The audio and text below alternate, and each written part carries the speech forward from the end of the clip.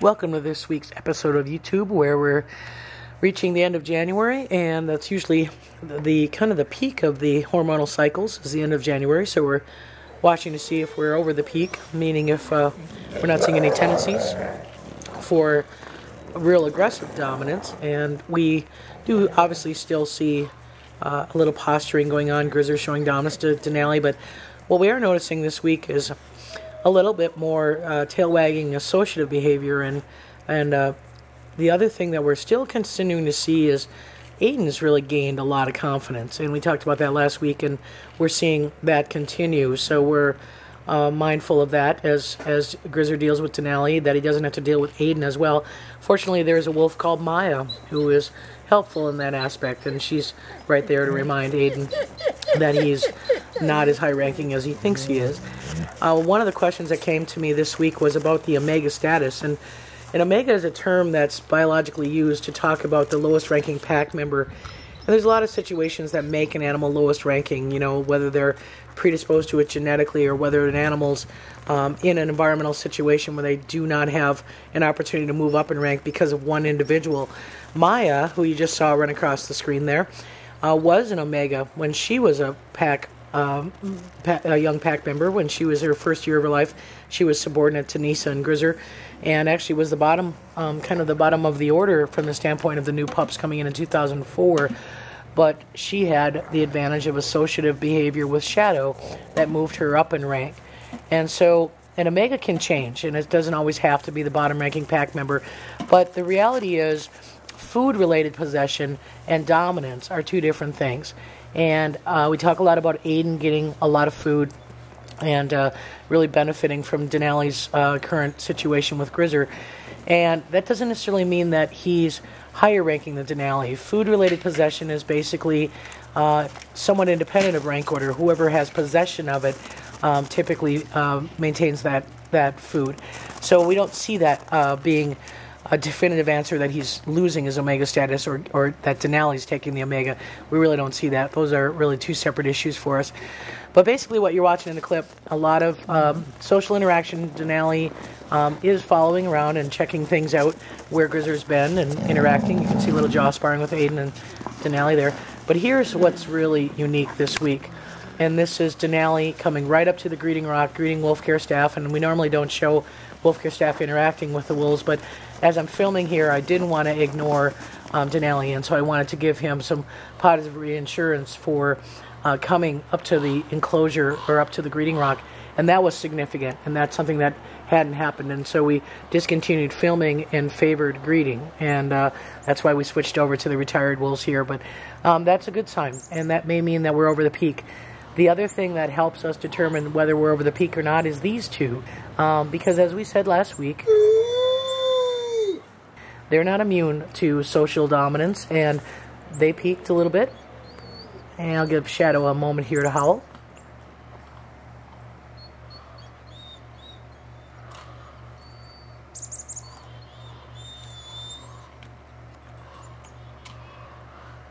Well, he didn't really want to howl, so he was just responding to a little bit of dominance going on in the other enclosure, and by the fact that he wasn't responding means that he probably wasn't very tense over there. So as we said, these two are not immune to winter dominance and winter hormonal cycle. This week compared to last week, much calmer. And here's Shadow investigating the scat bucket before he goes back up to the den and does what we call stand proud or stand tall. Basically a very tall posture. He's actually on top of the den, which is a sign of dominance, and wolves have more confidence at a higher vantage point. And what he's responding to is actually the wolf care staff are in the freezer getting out another deer for the Saturday evening feeding, and that's giving him a little bit of interest. We are still feeding chicken, even to the exhibit pack. You probably saw a lot of chicken parts out there. But the retired wolves are getting chicken on a daily basis as well, and when they're satiated, they may not be as interested in it. This is Malik, who is going to feed on this chicken, and you'll see probably the longest wolf eating chicken clip that you've ever seen on YouTube. But I thought it was important because, as you can see here, Malik still has that stain or that little bit of a sign of that abscess. And we want to make sure that, again, he's showing no physical signs of an issue with it, but we want to make sure that he's still feeding okay and that there's still not pain associated with that he's not eating on it. And that's not the case. You'll see as he eats this chicken, he goes back and forth between either side of the molars and has no problem consuming it. So the question is, is it a good management decision to pull that tooth that's not affecting his eating, that's not causing him problems, and have a missing molar for a wolf who does chew and still eat a lot of bones? And is it worth the risk of immobilizing an 11-year-old in wintertime? Obviously, we'd never do anything in extreme cold temperatures, but even if temperature is moderated, immobilization is still immobilization. There's a risk in anesthesia, and we want to make sure that we weigh all the options, that we're, if we are going to pull that tooth and reduce that abscess issue, that it's in fact going to be a better scenario than not doing anything. And as again, we're watching him, and you'll see in this last clip here where he's making that choice to feed on either side, consuming chicken bones, having no problem eating without any response.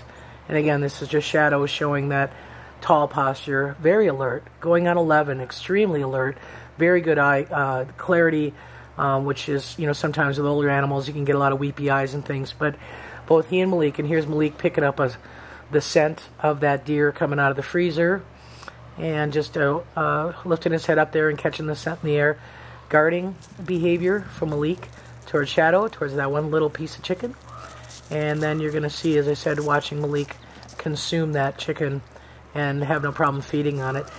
On average, I would say the retired wolves are eating about 3 pounds a day apiece. And the main pack, we try to give at least 20 or 30 pounds for those 4 individuals. And obviously it's weighted pretty heavily towards Grizzer and Maya, with Aidan coming in third and Denali getting this lowest amount of food. And that's primarily because of obviously Grizzer's still mindful of dominance and still kind of posturing around Denali, which makes him nervous, which makes him not likely to just kind of engage in feeding as much.